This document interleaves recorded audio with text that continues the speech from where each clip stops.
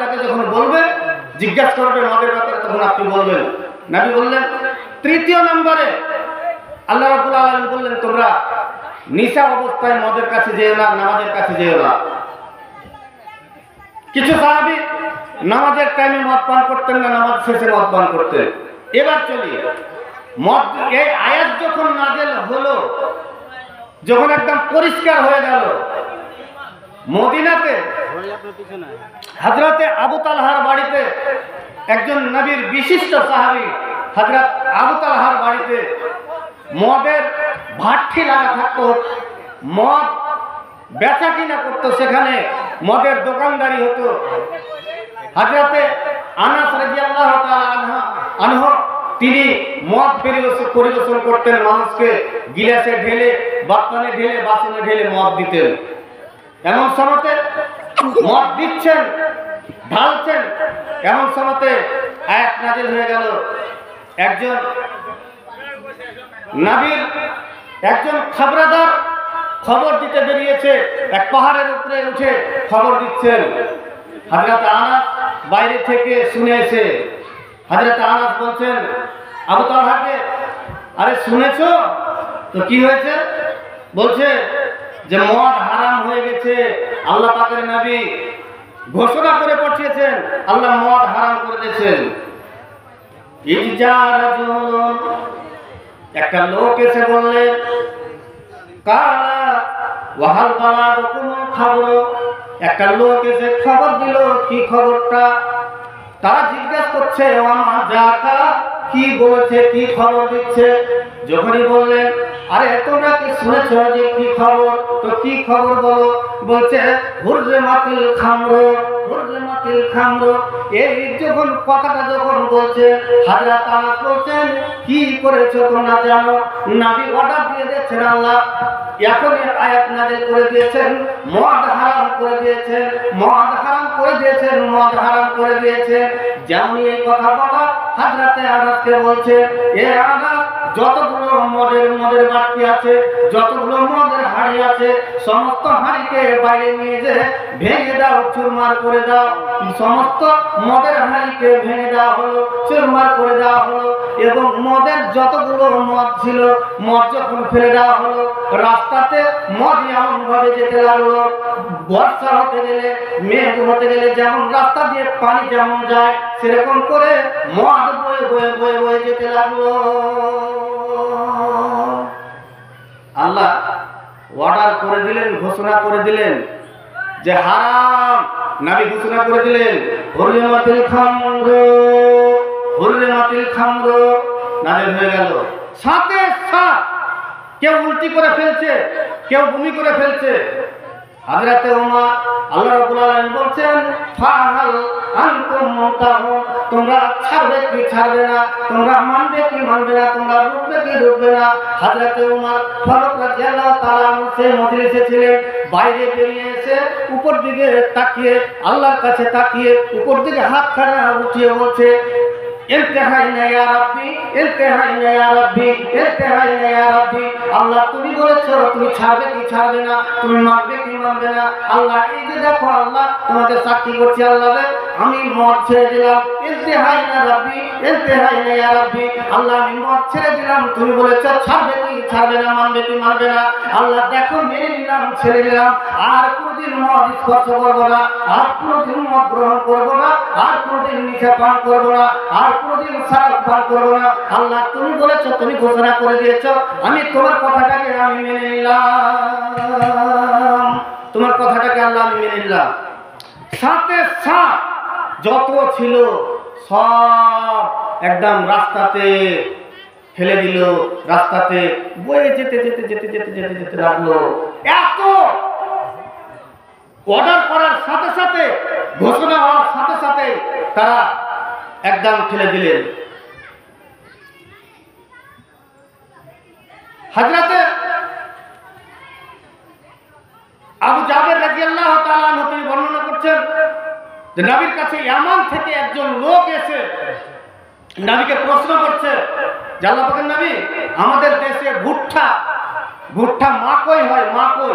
এই মাকই দিয়ে আমরা শরাব তৈরি করি, যাকে আমরা নাম দিয়েছি মিজরু। এই মিজরু নবী সাল্লাল্লাহু আলাইহি ওয়াসাল্লাম বলছেন যে সেটা থেকে নেশা হয়, সেটা থেকে নেশা মাতাল হয়। তারা বলছেন জি আল্লাহ পাকের নবী, সেটাতে নেশা হয়, সেটাতে মানুষের ব্রেন নষ্ট হয়ে যায়, ব্রেন উল্টো মনে ঘুরতে লাগে, চাকা উল্টো মনে ঘুরতে লাগে। হ্যাঁ, সেটাতে হয়। নবী সাল্লাল্লাহু আলাইহি ওয়াসাল্লাম বলছেন যেটাতে নেশা হবে, নেশা একটু বেশি খেলে যেটা হারাম, সেটাতে যেটা নেশা হবে সেটা হারাম, এবং একটু খেতে গেলেও সেটাও হারাম। আল্লাহ পাকের নবী বলছেন যে আল্লাহ পাক ওয়াদা করেছেন কিয়ামতের দিন জাহান্নামীকে ওই লোকটাকে শাস্তি দেওয়া হবে, ওই লোকটাকে জাহান্নামে শাস্তি দেওয়া হবে। তাকে তিনাতুল খাবার, একটা খাদ্য, ওই ওরাকে খেতে দেওয়া হবে। কারাকে খেতে দেওয়া হবে? যারা নেশা পান করেছে, মদ পান করেছে, যারা এক কথায় যে কোনো জর্দা গুটখা যা খেয়েছে, তাদেরকে আল্লাহ পাকের নবী বলছেন আল্লাহ পাক ওয়াদা করেছে। কি ওয়াদা করেছে? তাদেরকে জাহান্নামে তাদেরকে দেওয়া হবে, এবং জাহান্নামে তাদেরকে তিনাতুল খাবার, এই খাদ্যটা দেওয়া হবে। সাহাবারা জিজ্ঞেস করলেন আল্লাহ পাকের নবী, তিনাতুল খাবার কি? তিনাতুল খাবার কাকে বলে? আল্লাহ পাকের নবী বলছেন তিনাতুল খাবার হচ্ছে এই খাবারটা যে জাহান্নামীরা জ্বলবে, আর জাহান্নামীরা জ্বলতে গেলে, পুড়তে গেলে, পুড়তে পুড়তে পুড়তে ওর শরীর থেকে যত রক্ত, যত পুঁজ বেরিয়ে আসবে, এবং সমস্ত পুঁজ এবং রক্ত এক কথায় শরীর থেকে যাওয়ার, শরীর থেকে বেরিয়ে আসবে, নিংড়ে নিংড়ে নিংড়ে বেরিয়ে আসবে। আর ওই জিনিসটা এই মদখোর, এই হারামিকে, এই মদখোর জুয়ারি মাদারিকে ওখানে খেতে দেওয়া হবে, এবং তাকে খেতে দেওয়া হবে। তার প্রধান খাদ্য হলো এটা। দুনিয়াতে শাস্তি কি? জাহান্নামে দেবে, জাহান্নামে দেবে এই শাস্তি, তাকে এরকম খাবার দেবে। দুনিয়াতে কি? নবী সাল্লাল্লাহু আলাইহি ওয়াসাল্লামের কাছে একজন লোককে নিয়ে আসলেন। লোককে নিয়ে এসে নবীর কাছে বলা হলো আল্লাহ পাকের নবী, এই লোকটা মদ পান করেছে, মদ পান করেছে এই লোকটা, তাকে অর্ডার দেওয়া হলো তাকে 80টা দোড়া মারতে হবে। 80টা দোড়া মারার জন্য খেজুরের ডাল কাটলেন, এবং ডাল কেটে দুটা ডালকে এক জায়গাতে করে, দুটা ডালকে এক জায়গাতে করে তাকে 40টা দোড়া মারা হলো। তাকে দুটা ডালে 40টা করে মারা হলো, তার মানে 80টা দোড়া মারা হলো, এবং তাকে 80টা দোড়া মারা হলো। আল্লাহ পাকের নবী বলেছেন যদি কেউ মদ পান করে, এবং মদ পান করে আসবে, নেশা পান করে আসবে, যা পান করে আসবে এক কথায় যাতে নেশা হবে, সেই নেশা পান করে আসবে, তার জন্য শাস্তি হলো দুনিয়াতে, তার জন্য শাস্তি হলো যে তাকে 80টা দোড়া মারতে হবে। আর 80টা দোড়া এমন করে মারতে হবে, লোক দেখে মারতে হবে না, এমন করে মারতে হবে তার পাছার চাম জেনে উঠে যায়, তার পাছাতে মারতে হবে, এমন জোরে জোরে মারতে হবে, তার কোনো আত্মীয় মারবে না, তার কোনো ভাই মারবে না, তার কোনো খালা মারবে না, খালা মারবে না, এমন লোকটা মারবে যে লোকটার সাথে ওর কোনো সম্পর্ক নাই, যে মদখোর হারামি জুয়ারি মাদারি, যে মদ খেয়েছে, জুয়া খেয়েছে, সেই লোকটাকে মারবে। এক কথায় টাকা সামানিরা 80টা দোড়া তাকে মারতে হবে, 80টা দোড়া তাকে মারতে হবে। যতক্ষণ 80টা দোড়া না মারবে ততক্ষণ নয়। এবার একটা কথা আপনাকে বলি, অন্য পাপ করতে গেলে জেনার কথাতে আল্লাহ বলেনি এই কথা, জেনা করে কেউ নামাজ পড়তে যেও না, এই কথা বলেনি, এ কথা বলেনি। জেনা করেছো, চুরি করে, ডাকাতি করে কেউ নামাজ পড়তে যেও না, এই কথা বলেনি। আল্লাহ রাব্বুল আলামিন বলছেন নিশা অবস্থায় কেউ নামাজের ধারে কাছে তোমরা কেউ যাও না। তাইলে কত খাতারনাক জিনিস, কত ভয়ঙ্কর জিনিস। আল্লাহ চুরির ব্যাপারে বললেন না, জেনার ব্যাপারে বললেন না। জেনাটা কত বড় গুনাহ। বিবাহিত যদি হয়, ইসলামী রাষ্ট্র হতে গেলে তার কমর থেকে পুঁতে তাকে পাথর মেরে তাকে মেরে ফেলে দাও, রজম করে দাও। আর অবিবাহিত যদি হয় তাহলে তাকে কাঁচা জিয়ালার ডাল কেটে তার পাছার চামড়া তুলে দাও, 100টা গরমে এত করা। কিন্তু তবুও আল্লাহ বলেননি যে জেনা করে আর চুরি করে আর ডাকাতি করে তোমরা নামাজের কাছে যায় না। আল্লাহ বলছেন নিশা অবস্থায় তোমরা নামাজের কাছে যায় না। একটা। দ্বিতীয় কথা, আল্লাহ রাব্বুল আলামিন যখন ঘোষণা করলেন, আল্লাহর নবী যখন ঘোষণা করলেন হুরমাতিল খামরু, আওয়াজ হয়ে গেল, কান খারাপ হয়ে গেছে, সাহাবারা জানতে পেরে নিয়েছে হারাম হয়ে গেছে। হারাম মানে হারাম, মুখ থেকে হাত ভরে আঙ্গুল ভরে ভরে বের করছে, উল্টি করে দিচ্ছে। আমার পকেটে, আপনার পকেটে, আপনাকে যদি এখন যদি বলা হয় এই আর বেরি খেলা, তা আপনি পকেটের দিকে তাকাবেন আর বলবেন মৌলভী সাহেব এক্ষুনি বেরির মুঠাটা কিনল, আর 2-4টা আছে তো দোকান মাইরি দিই, শেষ হয়েই যায়। সাহাবারা কি বললেন? হযরত উমর কি বলছেন? আল্লাহ বলছেন ফাহাল আনতুম মুনতাহুন, তোমরা মানবে কি মানবে না, তোমরা শুনবে কি শুনবে না, তোমরা বাদ দেবে কি দেবে না। হযরত উমর বলছে ইনতাহাইনা ইয়া রাব্বি, ইনতাহাইনা ইয়া রাব্বি, আল্লাহ তুমি বলেছো শুনবে কি শুনবে না, দেখো শুনে নিয়েছি, মেনে নিয়েছি, আর মদ পান করবো না আল্লাহ, আর মদ খাবো না, একদম হারাম করে দিলাম, শেষ করে দিলাম, একদম ত্যাগ করে দিলাম, বাদ করে দিলাম। এটা ঘটনা বলি আপনাকে। খাইবারের যুদ্ধ থেকে কিছু সাহাবী ঘুরে আসছে, ঘুরে আসার পরে যুদ্ধে জয় হয়েছে, আনন্দ ফুর্তি করবে, ঘুরতে ঘুরতে ঘুরতে বন জঙ্গলে দিয়ে গেছে, একটা গাধা পেয়েছে, পালতু গাধা। সেই গাধাটাকে নিয়ে এসে তারা জবাই করে মাংস কেটে কুটে মাংস টকবক টকবক টকবক করছে, ফুটছে, গড়গড় গড়গড় গড়গড় করছে, ফুটছে। আর 5 মিনিট 10 মিনিট পরে মাংস হবে, খাবে, সবাই আনন্দ করছে।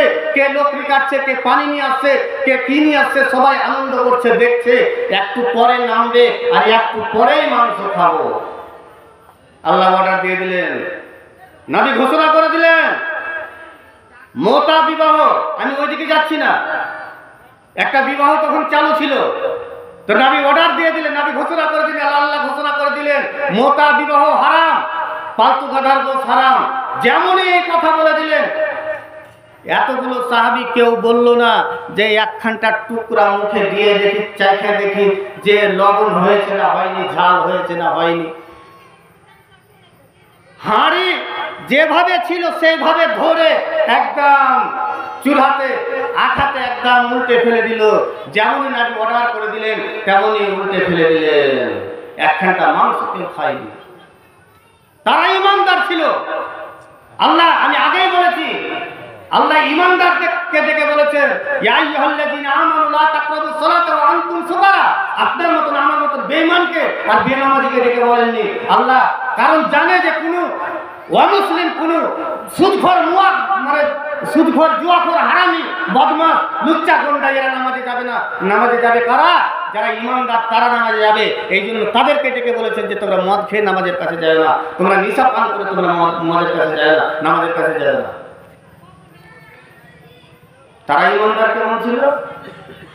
আপনি ইমানদার কেমন? আপনাকে ছাড়তে বলা হয়েছে। আরেকটা হাদিস শুনুন। হযরতে উমর রাদিয়াল্লাহু তাআলা আনহুর ছেলে আবু সামা মদ পান করেছে। মদ তো নাই, তখন মদ ছিল না। বুখারীর ভাষাতে যেটাকে বলা হয় ফাজিক, এবং আরেকটা ভাষা যেটা হচ্ছে সেটা হচ্ছে নাবিজ। তারা আঙ্গুরকে পানিতে ভিজিয়ে ভিজিয়ে সকালে সেটা পান করতো। যদি 2 দিন 1 দিন থেকে যেত, সেটা নেশা হয়ে যেত, মাথার ব্রেনটা আউলবাল হয়ে যেত, মাথার চাকাটা উল্টা মনে ঘুরতে লাগতো। হযরতে উমর রাদিয়াল্লাহু তাআলা আনহুর ছেলে সেই নাবিজ পান করেছে, চলে আসছে। হযরত উমর দেখছেন ছেলের মুখ থেকে, আবু সামার মুখ থেকে গন্ধ বেরিয়ে আসছে। জিজ্ঞাসা করছে তুমি কি শরাব পান করেছো? বলছে না, আমি শরাব পান করিনি, আমি নাবিজ পান করেছি।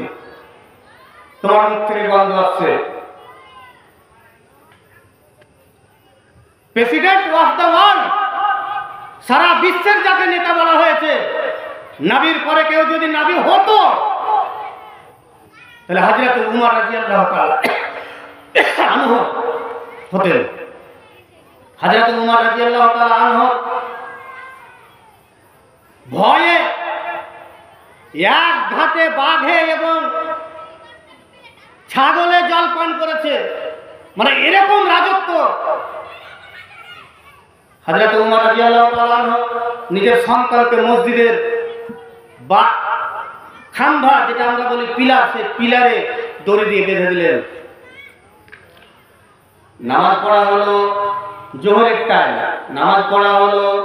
নামাজের পরে হযরত উমর রাদিয়াল্লাহু তাআলা আনহু বলছেন, নামাজের পরে একটু তোমরা বসে যাও, একজনকে একটা হদ আছে, এক কথায় একজনকে দৌড়া মারা আছে, একজনকে মদ পান করেছে, তার জন্য তার উপরে শাস্তি প্রয়োগ করতে হবে।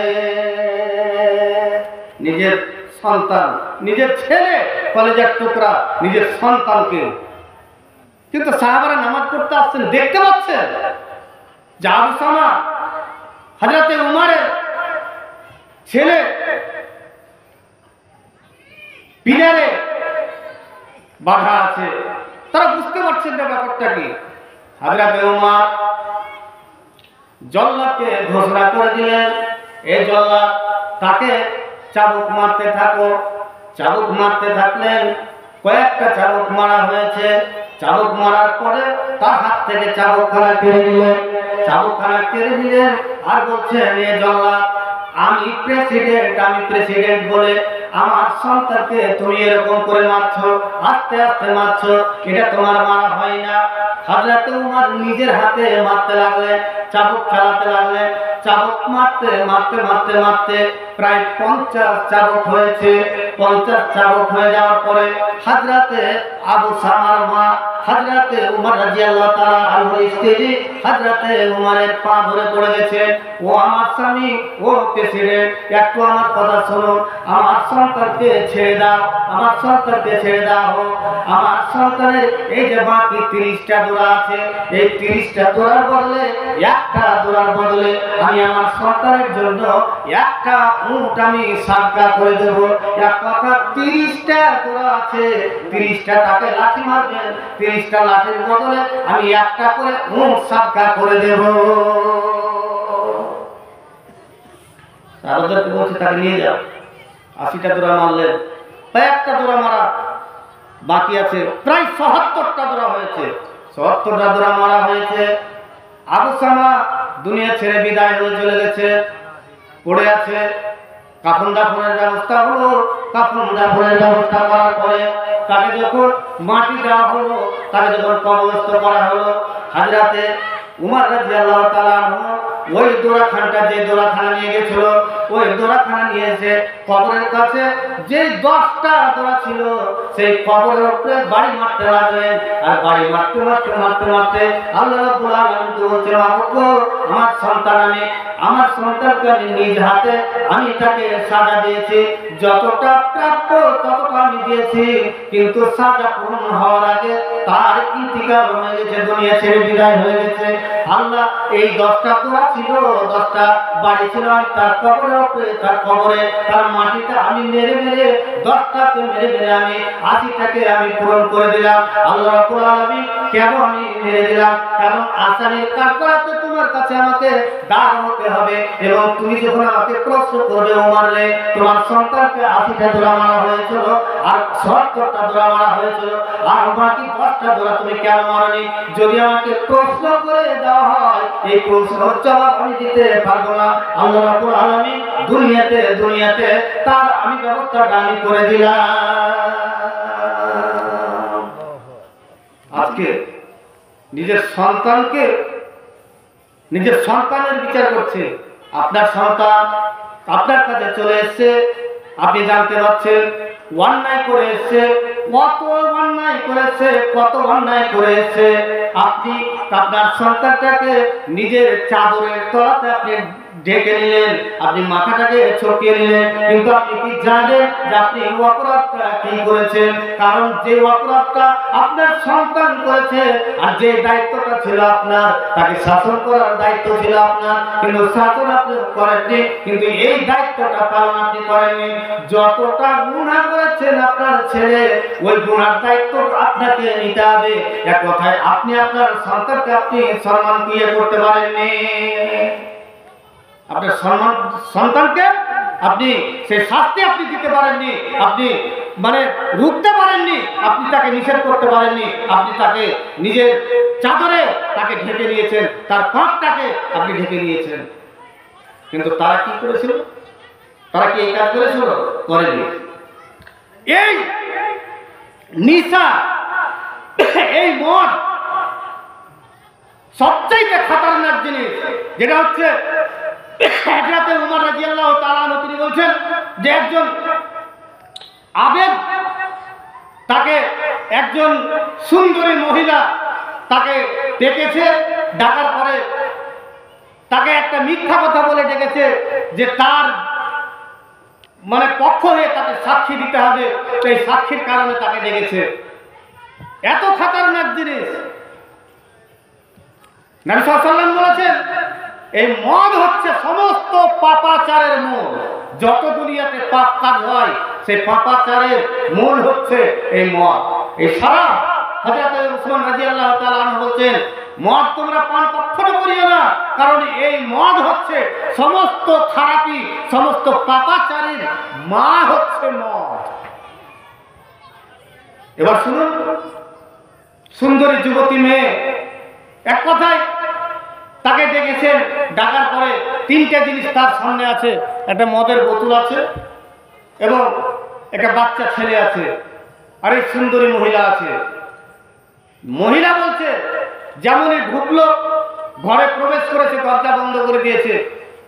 মহিলা বলছে আমি আপনাকে সাক্ষী দেওয়ার জন্য আপনাকে ডাকিনি, আমি ডেকেছি আমার মনোবাঞ্ছনা পূরণ করার জন্য। আপনি যদি এই কাজ যদি না করেন, তবে আমি গোটা গ্রামকে আমি জানিয়ে দেব যে আমার ঘরে জোর জবরদস্তি ঢুকেছে, এক কথায় ফাঁসিয়ে দেব। আজকে দুনিয়াতে যেটা চলছে, ফাঁসার ব্যাপারটা আমরা ভালো জানি, মানে ফাঁসাতে কিভাবে হয় সেটা আমরা ভালো জানি। এটা মারটার থেকে আমরা ট্রেনিং দিয়েছি, মানে একজন আরেকজনকে ফাঁসাবো কি করে সেটা আমরা ভালো করে জানি। মার প্যাট থেকে এটা আমরা শিখে এসেছি। কি হাজি, কি গাজী, কি মুন্না, কি মুন্সি, কি নামাজি, কি ইমানদার, কি বেঈমানদার, কি একদম মানে এক কথাই সবাই। বেটে ছেলেকে একটু ডাকো।